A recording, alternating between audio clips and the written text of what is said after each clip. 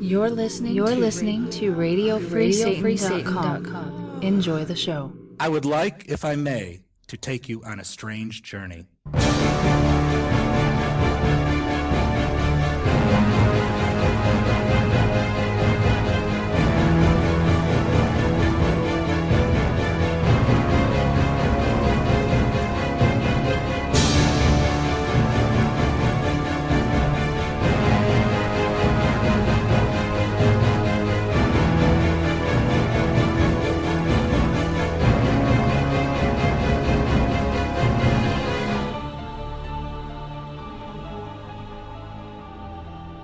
Welcome to 9sense. 9sense is a satanic perspective of our modern world, and I'm your host, Adam Campbell. It's great to have you. It is January 27th, and I have I've got a great show for you this week, people. So I was just having a moment with the wife here, and I'm going to give you a secret here. The secret to a long marriage. Laughter. That's really all it comes down to. We were brushing our teeth, and it just... Okay, well, I'm also ripping a CD here, and that's what you just heard now. We were brushing our teeth, and I just said something goofy about her, and it started this avalanche of giggling and laughter, where we were both crying because we were laughing so hard. If you have to be able to laugh at yourself in a relationship, and it will... If you're able to do that and, jokingly joke about each other, it really, really builds a strong and powerful relationship because you're not taking everything so seriously and so personally, able to let it just roll off your back. There's that old saying of never go to bed angry. Well, I would say if you can laugh at yourself, there's nothing to be angry about. So, yeah, Adam's secret to a long and happy marriage is, okay, there's a couple things. Sex. I have to add that in. Sex and laughter. Maybe even at the same time. Sometimes that happens, people. So, for whatever it's worth. Okay, so the inauguration of the new president, the inauguration happened last week, and I loved watching it. I don't really care who the president is, even when it was Bush and Bush before that and Clinton. It's just this tradition of America of the bringing in of the new president or swearing in for the second term of the existing president. It's really just the process of America all wrapped up into one ritual that we all adhere. And it is amazing, and as someone who loves politics and is a patriot and loves what America's core values are, I can shave off all the praying and shit that goes on there because what it means to me, it's that reaffirmation of the passing the torch and democracy in action of people going out, deciding who their president is going to be, and then that president stepping up and donning that mantle. And Beyonce, whether or not it was pre-recorded, sang the shit out of our national anthem. It was amazing. It was the best version of the national anthem I've ever heard. And she's beautiful, and her voice is beautiful. It was really, really a great inauguration in my book. Not as big as last year's, but then, I'm sorry, the previous terms. But again, that was historic. So, you expect those to have huge, huge crowds, which it did. And this was just sort of, re-upping the same guy, so it wasn't as big. But, I can accept that. It wasn't a big deal. Also this week, I had recorded the homebrewing video, and this, okay, I'm gonna blame Miss Peggy Nadramia on this one, because it might have been this offhanded comment, but we were talking about homebrewing somewhere in social networkings, Darren Deicide, he brought up a post with my name in it or something like that, and she made this sort of offhanded mark. I'd like to see the brewing. So I sort of thought, I could bring a home brewing video, or I could bring a home brewing video, like there's just recording yourself brewing, and then there's making a production out of it. And so I sort of put the question out there, should I do this in nothing but a brewing apron? Period. And a lot of people, many more than I expected, said that yes, I should. So I had to set up this little skit where I was literally naked except for a brewing apron presenting this video. But this is a project that is a little bit more, at least I'm going to be building it up into something more than just a video of homebrewing. I'm going to, just create a blog about my passion for homebrewing and the friends of mine who want to jump in on this and share their homebrewing thoughts. And really, reaching out to any homebrewer is welcome to contribute to this blog. But it's called Wort Nation.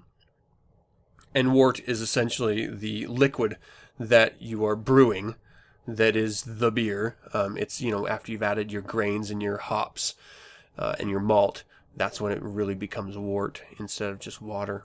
But yeah, so I made this video and it was embarrassing to watch, and I'm still putting it together, and I've got music being composed for it. So I may be going overboard, as I am prone to do, for just an offhanded comment, but it's not going to be my fault.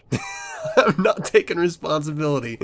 No, it's going to be a lot of fun, and if you can look at it in the spirit it was intended, because it can come off pretty goddamn creeper.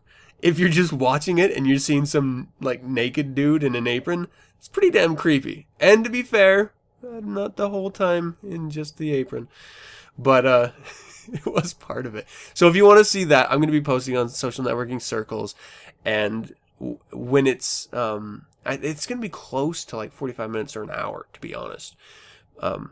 Even though the process took much longer than that. But just my sort of explanation of what I was doing and, brewing history with me and stuff like that. So it's informative. Hopefully it's entertaining. And it's going to be on YouTube, and I'm going to share it out everywhere for anyone who is interested. And if you're interested in maybe just kind of getting a window in what a brew day is like for me, you're welcome to check it out. It's not pushing any products. It's not for sale or anything like that. It's purely just me goofing off and having fun for some friends. Entertainment or edutainment? Maybe. I don't know. You know what else is free? RadioFreeSatan.com. That's free. But we still have to pay bills. And like I told you when I started this, and I actually warned you guys beginning in December, but this is the last day that I'm going to be shelling for the donations. So you can go to the homepage, not the splash page, but the homepage of RadioFreeSatan.com, and on the right column, there's an actual donate button. And we encourage donations because we have to pay music license fees, server storage fees, domain name fees, badassery fees. We have to pay a lot of fees, and we need your help to do it. So I'm going to reward you, though no one apparently wants any of the rewards I'm offering. But it's free, so who cares? I'm still going to reward you if you're interested. Okay, so at the $10 level, I'll give you the Black House Blues' copy, MP3, of Hymn of the Satanic Empire. You cannot get it anywhere else as an MP3. At the $15 donation level, I will give you the 9sense Presents Satanists on Satanic Cinema, the Brotherhood of Satan episode, featuring guests Magister Matt G. Paradise and Reverend Bill M. Unavailable anywhere else. At the $15 level, you can get it. No one else will have it. And at the $20 level, I will give you the ebook of How Crow Got a Scare Back. Now, this is not the PDF. It's the ebook. So it's the text is able to be increased or decreased in size in your ebook reader. You can bookmark pages. The images flow with the copy as it's adjusted. It's a lot of fun, and it's a lot better than just a PDF. And it's a good alternative if you're into the electronic books to the published book. And I'm going to give it to you for free, gratis. That is right, at the $20 level. But at the $20 level, if you don't want any of them, that's fine. But if you want one of them that's at the lower level, just let me know, and I'll give you that one. And I'll tell you what, if you donate $30. And you send me your email so I can verify that it was accepted and, by the station. I'll give you everything. I'll give you the Black House Blues, Hymn of the Satanic Empire MP3. I'll give you the 9sense Presents Satanist and Satanic Cinema, The Brotherhood of Satan episode free. And I'll give you the ebook free. All three packaged together at $30. Now, I'm not selling these to you. You're donating money to help Radio Free Satan keep going. And this is the only time I'm going to offer it. So, at $30, all three free gifts from 9sense to you, just for doing something that, in my opinion, you should be doing anyway. And that's helping survive a true satanic forum for music, entertainment, and information. RadioFreeSatan.com is literally the only source of online satanic content that you're going to find. Period. So, help them keep going, and together we will move into the new age of fire with some amazing music, personalities, and information. All right, let's do that. But I do have a great show for you other than that in The Devil's Advocate. I'm going to go over the essay Killing Time by Magister Rose in Infernal Informant. This article was given to me, thank you very much, my dear. Former child bride escapes FLDS community with children. And Feds Connecticut priest Monsignor Meth deals drugs, bought sex shop. I cannot wait to get into that article. And the creature feature, I'm going to give you my review of a book I read earlier this month called No Easy Day by Mark Owen. It's a really goddamn good book. And the Pentagon was going to prosecute Mark Owen over it. So you know that there's some information in there that's interesting. And having read it, I can say that yes, there is. And a little that's infuriating when you get down to it. So I'll go over that, and hopefully you'll check out the book on your own time. But that's going to do it for another 9 cents. So sit back, grab your glass of homebrew if you have it, or whatever you're drinking right now otherwise, and let's dive in. I don't know. Sip it. Here we go.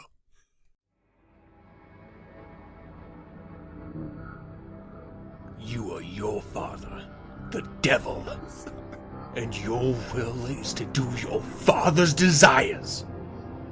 He was a murderer from the beginning, and has nothing to do with the truth, because there is no truth in him. When he lies, he speaks out of his character, for he is a liar and the father of lies. And you are the devil's advocate. I'm a Satanist. I'm an active member in the Church of Satan, but I do not speak for the Church of Satan. That is all. Killing Time. Thoughts on dealing with Christians and other kindred vermin by Magister Michael Rose. This can be found at the Church of Satan website, churchofsatan.com, under Theory and Practice. I'm stammering there. All right, I'm going to read you the first little part, and then I'm going to give some personal experience and a little bit of clarity with my interpretation, or clarity in my interpretation. I think he does a wonderful job of being very straightforward and clear in the article itself. And if you haven't read it yet, get out there to the website and read it. I occasionally get letters from people asking me how best to deal with Christians, although from time to time other groups will be named more similar to Christians in some sense or other. Perhaps the best answer is to deal with them as briefly and as infrequently as possible. However, this answer is seldom considered satisfactory by these inquirers. What follows are a few thoughts on the subject. Some people want to know, how can you convince these people that they are wrong and you are right? My first thought is, who cares? Such debates generally go nowhere. If this is something that you feel is really important, all you can do is set your facts and evidences forth. If your audience is like most Christians, you will accomplish little, or, more likely, nothing by doing so. To a Christian, the only facts that matter are found between the covers of a Bible. You cannot reason with people who believe that their God has exalted the foolish and chooses to work through miracles. Ask yourself this question: why am I so concerned with what this idiot thinks of me and my beliefs and ideas? And he goes on And this is actually a really brilliant article. It speaks to a few things that I've talked to in past episodes, recent past episodes, especially last week, but also to how one should approach this idea, and not just with Satanism and Christianity, but with your life. And that is, why are you so concerned with sharing your ideas or dispelling myths to others when you know that the information's out there? If they want truth, then they will find it themselves. Otherwise, they're just going to pretend like there's the ultimate sort of fallback that they go to.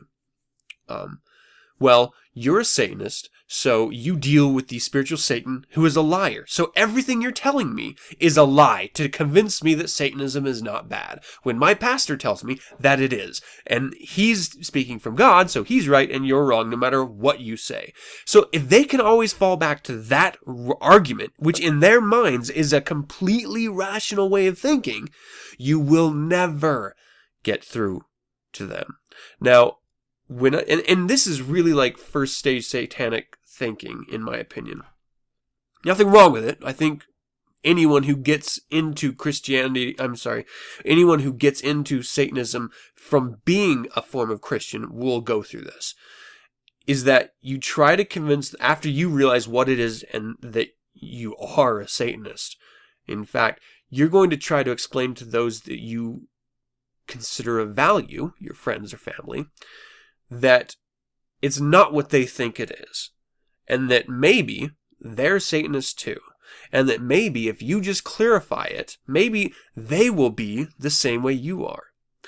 But there's a very harsh flaw in that way of thinking, and that's that we are born this way, and there are very few of us out there, and that means that there are very few Satanists out there. Said the same thing twice there. Did you get it the second time? Your parents, your friends, your best friend, your girlfriend, they're probably not Satanists. And that's okay. They are them. But as long as they're not trying to, convert you or save you or whatever it is, it's okay that they're not Satanists. You are. And you need to focus on you, not trying to convince them of... And what are you trying to say exactly? That Satanism is wonderful. It's the greatest thing in the world. So that, what, everyone will be a Satanist? We don't want that. Magister Michael Rose speaks in this essay specifically to that, saying, you think that they're fools. Yeah, I'm sort of just giving my own spin on his verbiage here. You think that they're fools and idiots as Christians. Wait till you catch them playing Satanist.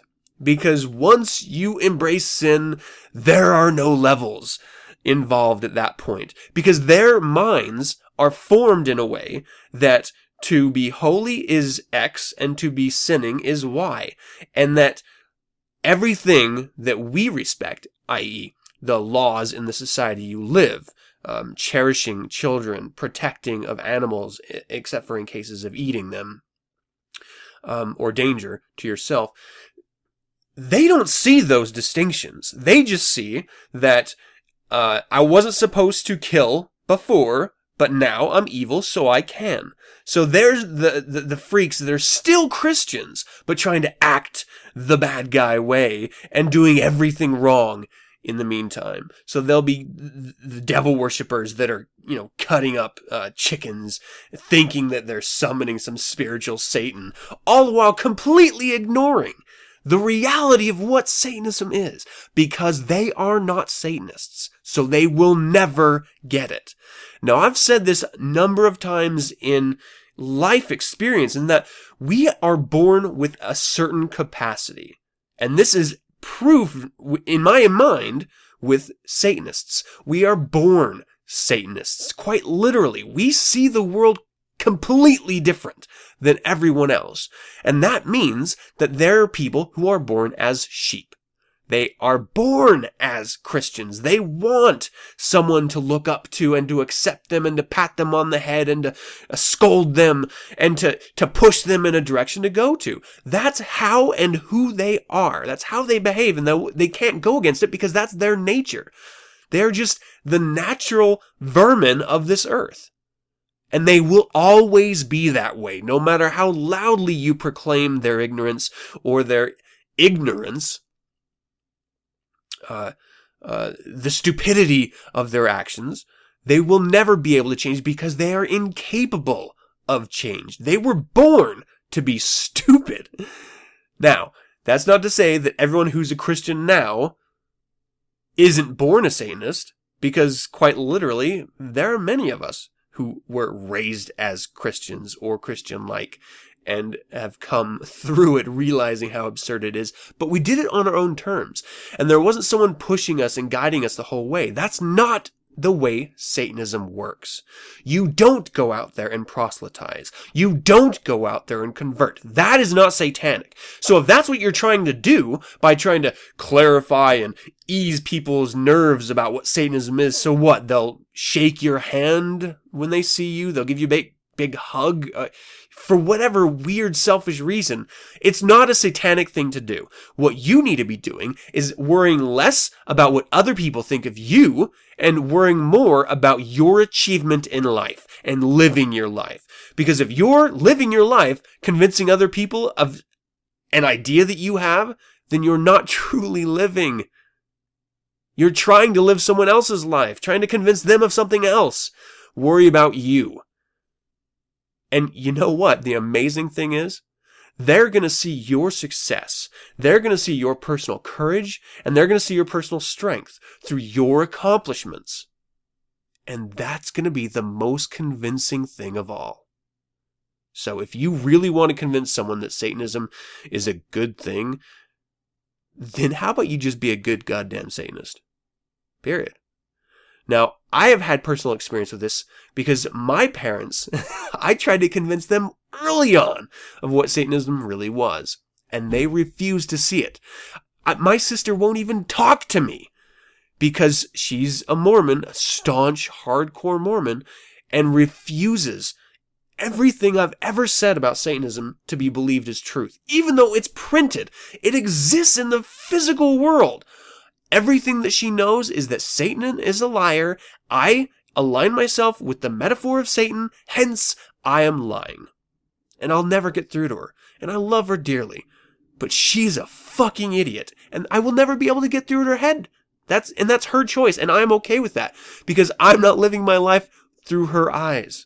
I'm living it for myself and for those that I love and want to be a part of my life. That's the most important thing. It's all about you. It's not about what other people think. So stop trying to convince people. And this could follow suit with that ridiculous satanic temple bullshit that's going on in Florida right now. It'll die out in another 4 to 8 hours, I'm sure. But don't try to convince people of what Satanism really is because it's good, it's great, shut up and just live your life. And it will all come out in the wash. We're coming up on 50 years, people. And that accomplishment isn't made by proselytizing. That accomplishment is made by success. Let's keep going.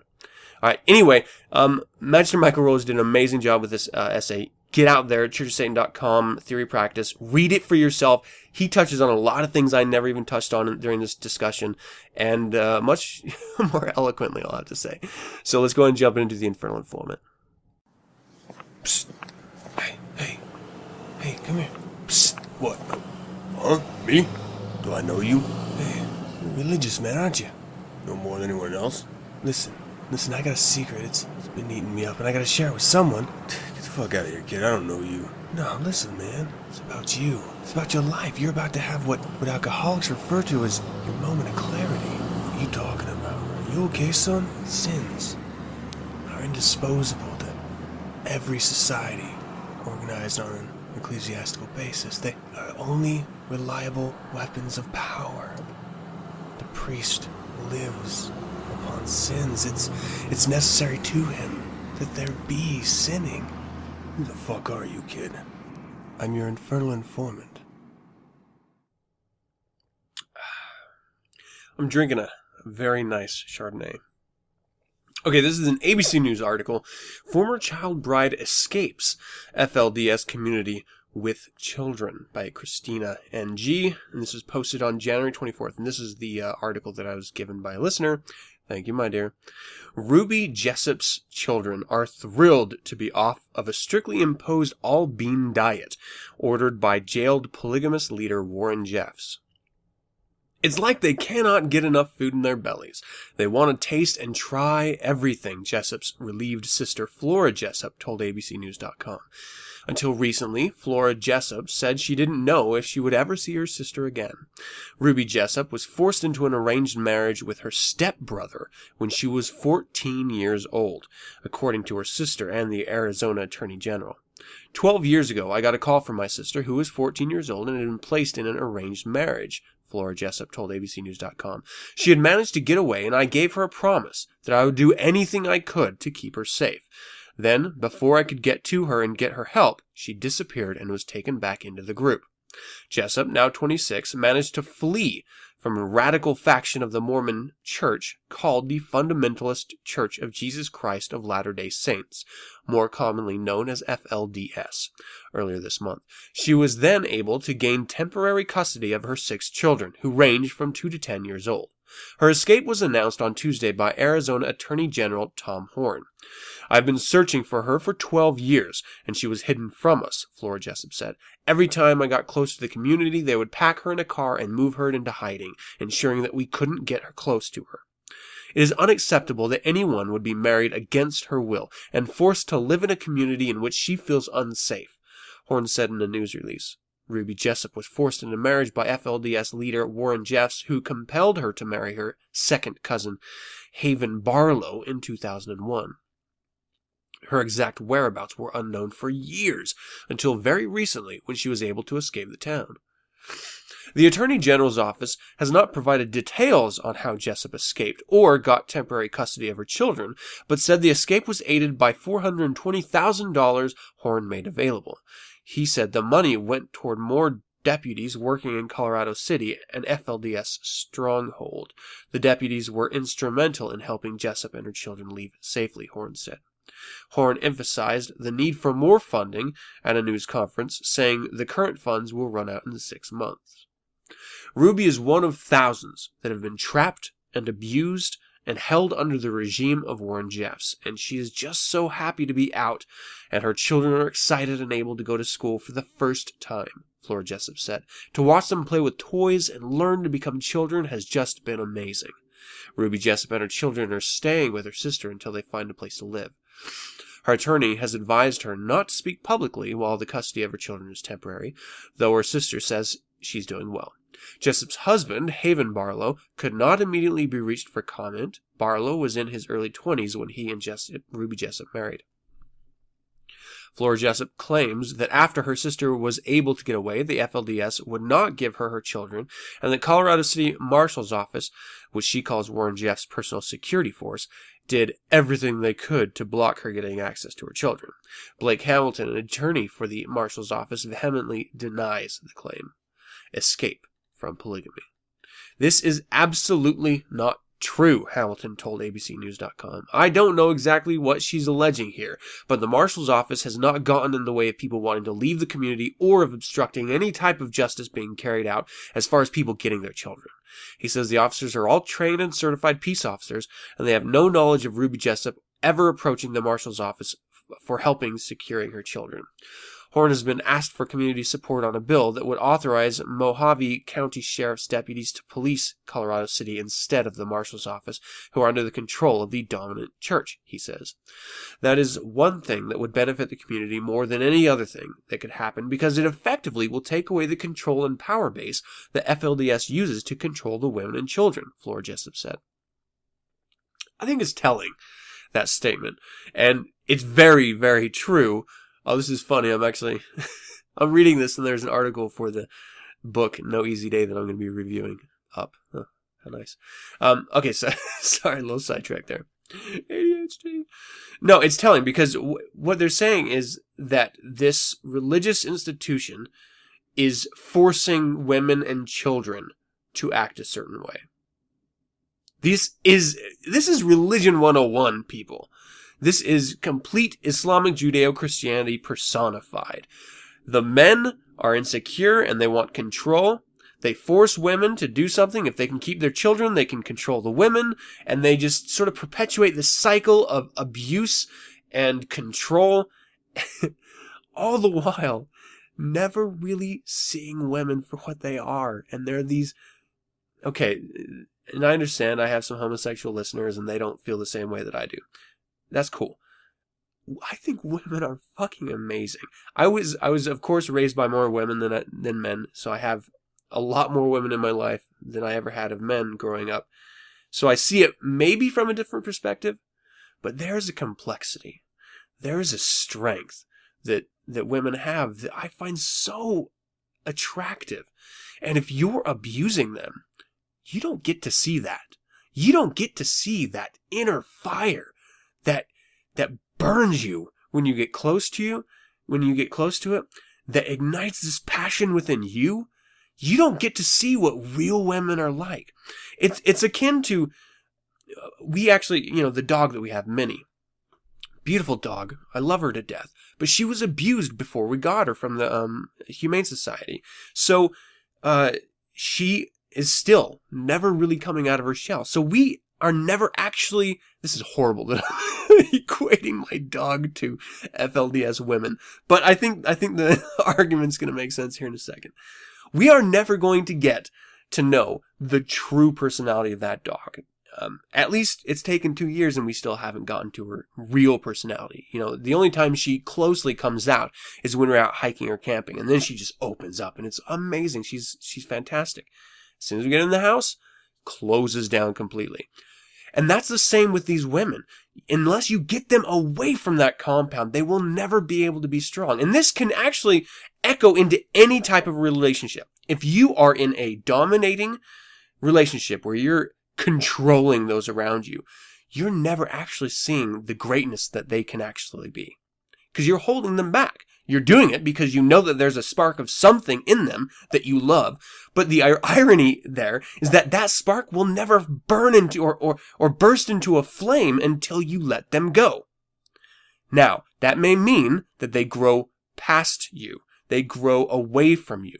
But that has to happen. You cannot control people in life. You can manipulate them. Hey, that's what lesser magic's all about. But you do not have the right to dominate them. That is beyond what is okay in a human relationship. So you have to encourage them to really grow and be themselves. And I'm sort of talking away from this article now, so let me pull it back here. In June, the U.S. Department of Justice filed a complaint against the Colorado City government and the local marshal's office alleging civil rights violations. The complaint this Chardonnay get into my head, I think. The complaint alleged the Colorado City Marshal's Office routinely uses its enforcement authority to enforce the edicts and will of the FLDS, fails to protect non-FLDS individuals from victimization by FLDS individuals, refuses to cooperate with other law enforcement agencies' investigations of FLDS individuals, selectively enforces laws against non-FLDS, and uses its authority to facilitate unlawful evictions of non-FLDS, among other unlawful conduct. Jeff Matura, a lawyer for Colorado City, denied the allegations made in the lawsuit. We have our day in court, Matura told the Associated Press in June. He said the town utilities won't or don't discriminate against anyone. That's not a question on the application that says, what's your religion? Flora Jessup, yeah, but you can tell. You can tell if you're in the FLDS or if you're not. So you don't have to have a little checkbox to encourage or to discriminate, you idiot. Just look at them, look at their clothing, see who they're associated with. You don't think that if they're FLDS, they're not going to come up and start talking about it to the people? That's what freaking fundamentalists do. That's the whole lives is religion. So there's a speech that they use, just a dialect that encourages, and it's exactly mirrored in Masons. Ways they stand, the way they hold their hands, the way they speak to people to test and see if they're also Masons. Fundamentalist Christians do the exact same thing in the FLDS too. They put out little feelers, and so they can tell without a little checkbox on a paper, you retard, whether or not they're actually members. It's just so just unbelievable that there's no checkbox, so how could they possibly discriminate? Fucking idiot. Flora Jessup left the complete and utter suffering of the FLDS community in 1986 and wants to help others who wish to break free from the controlling community. For now, she says she enjoys catching up on lost years with her sister. I never did grow up, and I never thought I would see the day that I would reunite with her either, she said. I've been on cloud 9 since I got the call. Hey, I think that's fantastic. Look, anytime you can get away from anything in your life that is oppressing you and that is dominating you, not allowing you to truly be you, anytime you can get away from that, that's a good thing, and I encourage it. I question the amount of money that it takes. I do encourage federal officers to get in there because they're spanning Arizona, Utah, and Colorado, and it's the same FLDS organization, so that crossing state lines, that's a federal issue. So I think we should really crack down on these fringe fundamentalist groups because they are breaking laws, they are sapping taxpayers of their money, and one of the edicts of their organization is to sap the great Satan. It's to suck the money dry. That's what they live for. So, and they're abusing people. So I don't understand why we don't. This should be like priority number 1 for domestic security along with terrorism protection, because in my opinion, they're no better than terrorists. And if you don't think that they're reaching outside of their little compounds to pull more people in, you're fooling yourself. It's not like it's the same 3 families just interbreeding. I mean, they would, by now they would all be Down syndrome people running it. Of course, that wouldn't be so bad. I mean, okay, I'm not going to start shitting on Down syndrome kids. Sorry. All right, so the next article here is the MassachusettsLive.com. Feds, Connecticut priest Monsignor Meth dealt drugs, bought sex shop. Wow. By the Associated Press, posted on the 26th, by Dave Collins. Hartford, Connecticut. To onlookers, Monsignor Kevin Wallen's fall from grace at his Connecticut parish was like something out of Breaking Bad, the television series about a high school chemistry teacher who becomes a methamphetamine lord. Do you think you need to explain what Breaking Bad was at this point? I mean, I think it's permeated our culture. Even if you've never seen the show, I'm pretty sure you know what it's about. And for those of you who actually don't watch TV, if you do watch the series, it is actually a really good one. The suspended Roman Catholic priest was arrested on federal drug charges this month for allegedly having methamphetamine mailed to him from co-conspirators in California and making more than $300,000 in drug sales out of his apartment in Waterbury in the second half of last year. Along the way, authorities said he bought a small adult video and sex toy shop in the nearby town of North Haven named Land of Oz and Dorothy's Palace. Okay, am I the only one that wants to go check that place out now? I mean, I don't want anything to do with the drugs, but the sex shop? Yes, please. Apparently to launder all the money he was making. He was pleading not guilty, and jury selection in his trials is scheduled to begin on March 21st. On social media sites, people couldn't help but compare Wallen with Walter White, the main character on Breaking Bad, who was making so much cash that he and his wife bought a car wash to launder their profits. He's also been dubbed in some media as Monsignor Meth. Wallen's 61 was the pastor of St. Augustine Parish in Bridgeport for 9 years until he resigned in June 2011, citing health and personal problems. He previously served 6 years as pastor of St. Peter's Church in Danbury until 2002. He was granted a sabbatical in July 2011. The diocese in Bridgeport suspended him from public ministry last May. Okay, so wait a second. That means he actually wasn't a Monsignor during this time. So he was out of the church when he was doing this stuff. So he's just a criminal. All right, okay. So it's not surprising that the news uses his past to make a scathing headline, but it's just a little bit not true. I think that's a little misleading. Huh. Diocese officials have become concerned about Wallen in the spring of 2011 after complaints about his appearance and erratic behavior. Diocese spokesman Brian Wallace told the Connecticut Post. Some reports of his behavior were startling. We became aware that he was acting out sexually with men in the church rectory.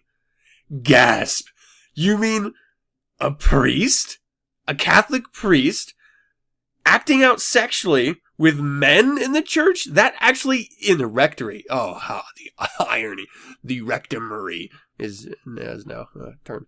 Look, this is different because they're not children, they were men. So that's a huge difference there. But it's not really surprising. Catholic Church, priests having sex with men, kind of not a shock. I mean, let's be honest. The church is, it's silly with rape. It's silly with pedophilia. And what pisses me off is that people are equating like homosexual men with pedophilia. And in this case, as far as we are in the article right now, there's no pedophilia involved. It's all just homosexual men. But there's a complete different distinction. Just because you're a homosexual does not equate you liking little children. And it pisses I know people who make this connection all the time when they're talking about Catholic Church and the priests abusing boys. That is not homosexuality. That's a completely different fucking thing. And it's a sickness and it's disgusting. And you cannot equate pedophilia with homosexuality the same way that you cannot equate heterosexuality and pedophilia. Because guess what? There's pedophiles that fuck around with little girls too. It's not just little choir boys. So they are not the fucking same thing, and do not equate them. That's bullshit. And I know you know people who have made this mistake, because I cannot be the only one in this world who sees it happening. It's infuriating. Okay, so I'm going off a lot of different rants this week. Wallace didn't return several messages left by the Associated Press. News of Monsignor Kevin Wallen's arrest comes with a sense of shock and concern on the part of the diocese and the many people of Fairfield County who have known him as a gifted, accomplished, and compassionate priest, especially in the rectomectory. It's never going to catch on. The diocese said in a statement on January 16th, after learning about Wallen's arrest, we asked for prayers for Monsignor Wallen during the difficult days ahead for him. You're going to pray for a fucking drug dealer? Is that the sickness that is Christianity? Yeah, let's pray for the guy who is breaking up families with drugs, that is selling illegal substance to other people and fucking people in the rectory. That's right. I'm not going to let it go. Whalen's arrest called attention to larger problems within the church. Really? That was what called attention? Said Voice of the Faith in the Diocese of Bridgeport, one of the many local chapters of the lay organization formed in response to the sexual abuse crisis in the church. Catholics have to ask whether the mandatory obligation of celibacy imposes a harmful burden on priests and whether women ought to be admitted into the priesthood, the group said in a statement. Oh, okay, here's another thing. You cannot equate... They are not equal. Making a vow not to have sex and becoming a pedophile. One does not make the other. Alright? You are either a pedophile or you are not. It is a sickness. It is a mental disease. My psychology instructor dealt with predators, pedophiles in prison, and she would go and actually talk with them, and she worked with them for years, and there is no coming out of that. It's the same thing whether if you're a homosexual, if you're a heterosexual, you're just that way. That is what turns you on. You cannot convince people to not be attracted to children. It's disgusting, but it's a reality. And so you cannot say that Catholic priests saying that they are celibate, or because there's only men Catholic priests, is the cause of the raping of children. It is not fucking equal. I'm kind of pissed now. The steady decline in the number of priests, the aging priests, the terrible sin of pedophilia among priests, and the downfall of Monsignor Wallen are all signs of a sickness in the priesthood. It's called the Catholic religion. It's called Christianity. It is time to seek a remedy for this awful malady that threatens the Eucharist, the center of Catholic life. The remedy is to get rid of the lie, the sickness that is Christianity. That's my perspective. Elizabeth Bajon, a member of the St. Augustine congregation, told the New York Times that Wallen needed the prayers of parishioners. "This is all the work of evil," she said as she left Mass last weekend. "He was not close enough to God. He was tempted by the devil." Okay. Now you're fucking on my turf. You don't get to say that the devil convinces people to do shit like that. The devil, my dear, and I know from personal metaphorical experience, convinces you to enjoy life, but to respect the laws in the society that you live in. We do not hurt children. That is not the work of the devil. We do not abuse children and other human beings. That is not what we are about. We are about personal success. We do not sell illegal drugs to people. That is not satanic. The devil is my playground and you don't get to play. Get the fuck out of my sandbox and don't be blaming my shit for your problems. I know what she meant. And I know I'm taking something that's completely not personally, but it just pisses me off. Wallen's case has drawn comparisons to that of Reverend Ted Haggart, a well-known evangelical megachurch pastor in Colorado who was forced out of his job in 2006 after a male escort alleged Haggart had paid him for sex and bought crystal meth. Federal agents arrested Wallen on January 3rd, and grand jury indicted him and four other people on drug charges in January 15. All are charged with one count of conspiracy to distribute 500 grams or more of a substance containing methamphetamine and 50 grams of actual methamphetamine, a crime that carries 10 years to life in prison upon conviction. Wallen is also charged with 6 counts of possession with intent to distribute methamphetamine. Last July, Drug Enforcement Administration agents in New York told agents in the New Haven office that there was an unidentified Connecticut-based drug trafficker distributing methamphetamine in the region. 2 months later, an informant told the DEA that the trafficker was Wallen, according to an affidavit by Agent J. Salvatore in New Haven. The Connecticut statewide narcotics task force was also investigating Wallen. Authorities said an undercover officer within the state task force brought methamphetamine from Wallen 6 times from September 20th to January 2nd, paying more than $3,400 in total for the 23 grams of the drug. All right, I'm gonna jump back again. This pisses me off because they're blaming it on the devil, and he wasn't close enough to God. What about his will? If you are a Christian, if you believe that your God gives you free will, why don't you let them take the responsibility for their actions? Instead of saying, he needs your prayers, it was someone else that made him do it. It was the devil. He didn't want to do it. The devil told him to do it. You are sick and you are allowing this sickness to continue. Let people take the responsibility of their actions. And if that means they go to prison, then so be it. But don't pray for them, because that's not going to do anything. It's not going to make you feel any better. It's not going to make those strung out, sick on the drugs feel any better. And it's not going to make this jackass who's going to do some hard time, hopefully, feel any better. Connecticut U.S. Attorney David Fine said federal and state authorities worked together in the dismantling of what we alleged was a significant methamphetamine distribution organization that spanned from California to Connecticut. Also charged in the case was Kenneth DeVries, 52 of Waterbury, Michael Nelson, 40 of Manchester, Chad McCluskey, 43 of St. Clement, California, I butchered that, and Christine Lashober, 47 of Laguna Niguel, California. Authorities say McCluskey and Lashober were involved in the shipping of methamphetamine to Wallen. Messages by the Associated Press were left lawyers for Wallen, McCluskey, and Lashober. Wallen is being detained without bail at the Bridgeport Correctional Center, state records show. Well, you know what? I don't even think he should go to prison and have force rape by the other sick inmates. I think we should just kill him.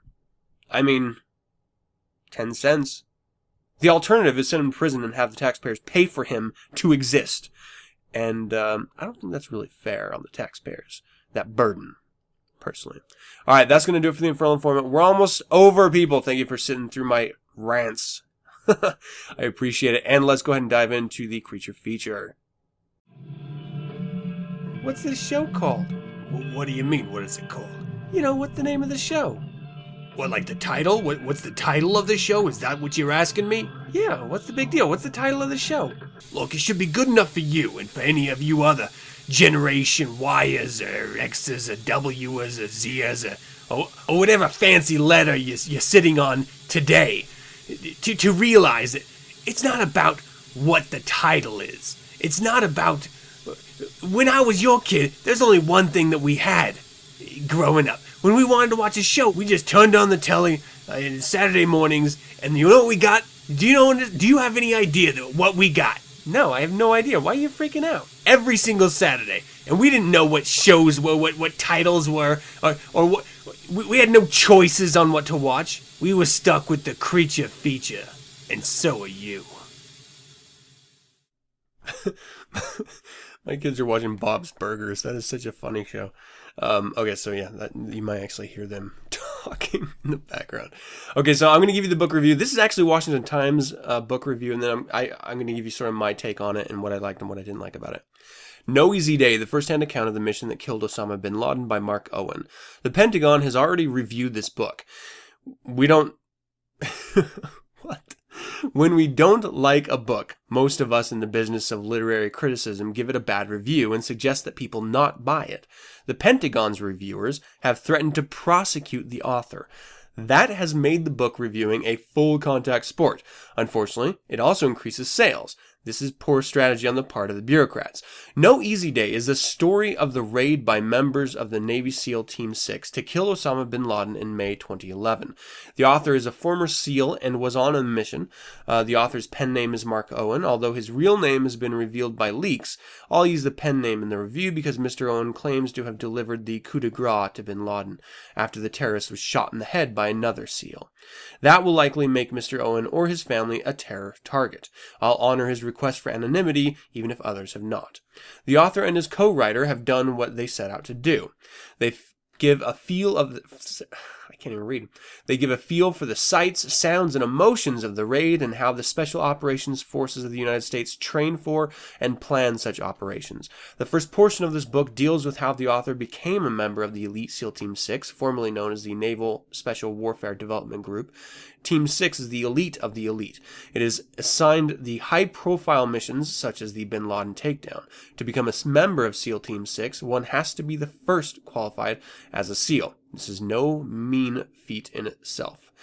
Once chosen, candidates have to go through a 9-month process of screening and training known as Green Team. This training pushes the candidates to their physical and mental limits in order to produce individuals who, while being extremely competitive, can work seamlessly as a team and respond to unexpected combat situations with minimum disruption to unit cohesion. This was critical in the bin Laden raid in Pakistan. The second half of the book details the preparation for the raid itself, and the aftermath. The real controversy over this book is not its literary merits. It's on whether or not it should have been written at all. The Pentagon claims that the military secrets were revealed. It's almost impossible for a reader to determine if that is true, because the classification system has been abused so badly in recent decades that it's difficult to access what has been classified because of it protects national security and what is merely embarrassing to decision makers. With two possible exceptions, I see nothing in this book that reveals anything that has not yet been leaked to writers who have done previous accounts. It is not read before the rules... I had not read before the rules of engagements would allow bin Laden to be taken alive if he got clear signs of surrender. He appeared to be resisting when he was shot, but it now appears he was merely disoriented. The author makes it clear that bin Laden died badly. Like Saddam Hussein and Muammar Gaddafi before him, he expired passively, not in the display of heroic martyrdom that all three promised. My problem with this book is not whether it reveals classified tidbits. Rather, it's the fact that the open source information about special operations set in the way puts our troops and the missions in danger. The book will be a bestseller, and someone eventually will have written one, but it's a violation of confidence. Our adversaries can and do read. I teach a class on adversary thinking at the graduate level with this book. Those like it, and leaks with high legal government officials, I could prepare some very nasty baited trap ambushes for future American special operations. In this way, government officials who leak details about special operations are irresponsible, if not criminally negligent. Prosecuting the author in this case, however, would be a slippery slope. A smart defense lawyer would subpoena a variety of very high-level congressional and administration officials regarding their involvement in revealing national security information. That would be toxic in an election year. To make it clearer what is and isn't acceptable in the future, the Pentagon needs to tighten its rules on publication, which are much looser than those of the CIA. Gary Anderson is a retired Marine colonel who teaches a graduate class in red teaming and the George Washington University's Elliott School of International Affairs. So, for a little bit of clarity, this was written by Gary Anderson and, again, posted on the Washington Times on September 12th of last year. Okay, so I read this, and I do not see... I was in the military, so I understand, and actually my job in the military was communications security. I was given special training about communication security and confidentiality, and I ran my own communications shop, and so I had to deal with that on a day-to-day basis. So from that aspect, I didn't see anything reading this book that divulged secrets. All I read was a very entertaining military story of someone who fought his way to being at the tip of the spear, the elite Team 6. He was a model soldier who admitted candidly his own failings, his own doubts. He put himself in human terms, and that is not easy for a soldier to do without feeling like they're giving up some authority of themselves. You know, you're sort of selling yourself out if you're not honest. This is something that I take very close to heart because I'm very open about my setbacks and you know, what I'm trying to work on as a human being, and whether it's podcasting or homebrewing or design, whatever passions I have in life, I'm very open and honest about them. And that is what I think you have to be if you want to be regarded as someone of authority and respect. So I completely respect this soldier, and I mean that in a very, very proud and honorable way. For not only writing it in the way he did, which I thought was amazing, but he made something that could potentially not be interesting, very interesting, and that's training, and that's military missions. It's not Hollywood, so keep that in your head if you're going to go pick this up. I got it at the library, but it is very, very informative about why the best are seen as the best, but it doesn't give away specifics. So, I mean, that whole argument is bullshit.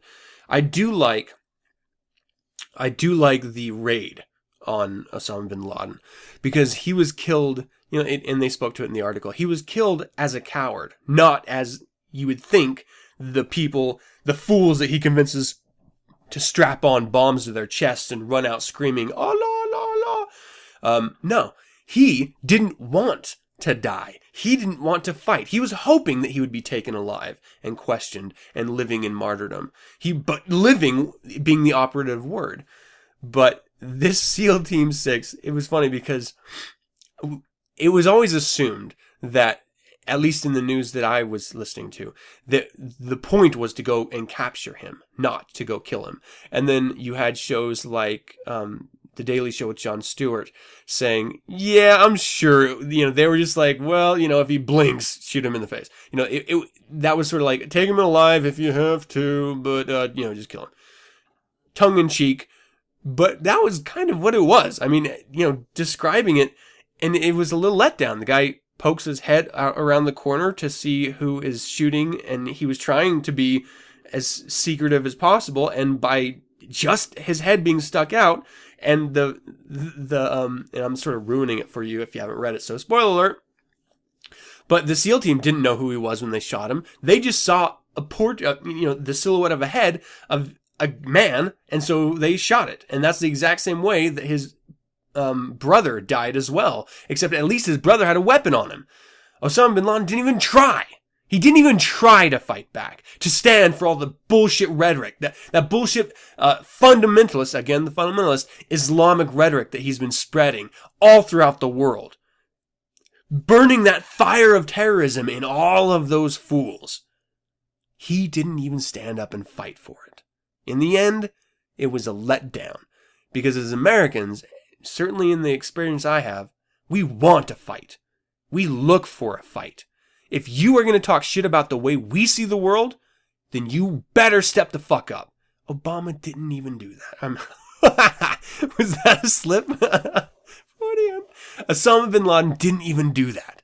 He just fucking kowtowed with his women and children and got his head shot by accident. And then it took a long time to even convince for the people to even tell these SEALs, the women and children that were with him, that it was Osama bin Laden. And then, of course, they did dental and blood and bone and DNA. And, they did a whole bunch of testings before they was actually officially released. Great story, though. Very military-centric, but in a human way.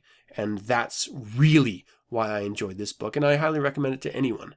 Anyone, because it'll give you a little bit more appreciation for the soldiers of America and the types of missions. And it doesn't sugarcoat anything, okay? I mean, it talks about the dysfunction of Washington and how the president and vice president take a lot of credit for doing something that they had nothing really to do with other than saying yes or no. But this is all part of the politics of the military. And so it's accepted and it's not really harped on at all. It's a great book. I didn't realize I needed closure with Osama bin Laden because I had no personal connection with 9/11 other than it, just being an American attack. But I did feel a solid cathartic expression, within me after reading it. And it was very nice and I was very pleased. I was a little pissed, but in a good way. Like it helped me feel really good. So if, maybe it would do the same thing for you. And even if not, it's a good story. So check it out. And that's No Easy Day by Mark Owen. And that's going to do it. That is it for yet another, the 27th of January episode of 9sense. I hope you enjoyed it. I would love to hear from you. Visit the website 9sensepodcast.com and send your correspondence to info@9sensepodcast.com. Let me know of any suggestions, critiques, or corrections, or even general comments you might have. You can visit the Satanet, Facebook, Google+, Twitter, or MySpace page for 9sense and get updated on weekly topics. Listen to the show at radiofreesatan.com or download the show Monday nights via my RSS feed found at 9sensepodcast.com. We're also on Last.fm, Stitcher, Spotify, and YouTube, so look for us there. I know some of you are having streaming issues. This is going to go on. Unfortunately, I'm sorry for those of you who are suffering from this. The only way I can get non-issues, because I have such a huge audience, much bigger audience than I ever anticipated. I do not have my own servers. I'm sharing server space with other people. And the only way I can cut down on those streaming errors that you're getting is if I pay for my own server. This is a hobby of mine. I can't even get a lot of you to donate to Radio Free Satan to get it going. So I'm not even going to ask you to donate to me, so, to help pay for this. I accept that I'm footing the bill for this because it's what I want to do. This is something that I find joy in doing. So, that being said, I'm going to continue doing it, but you're going to continue having those errors if you're experiencing them. There's a lot of people who aren't. And actually, the majority of people aren't. But if you are experiencing problems, please check me out on Last.fm, Stitcher, Spotify, and YouTube, because those are other people who have dedicated servers as well, and you can still listen to the same amazing content without those streaming errors if you're experiencing them. You can subscribe to 9sense via iTunes by searching 9sense, and don't forget to leave a rating or comment. If you'd like to learn more about the Church of Satan, visit churchofsatan.com. And if you'd like to hear other fine satanic voices, music, or personalities, visit radiofreesatan.com, the source for online satanic media. Once again, thank you for joining me, and as always, I am your host, Adam Campbell, and until next week, hail Satan.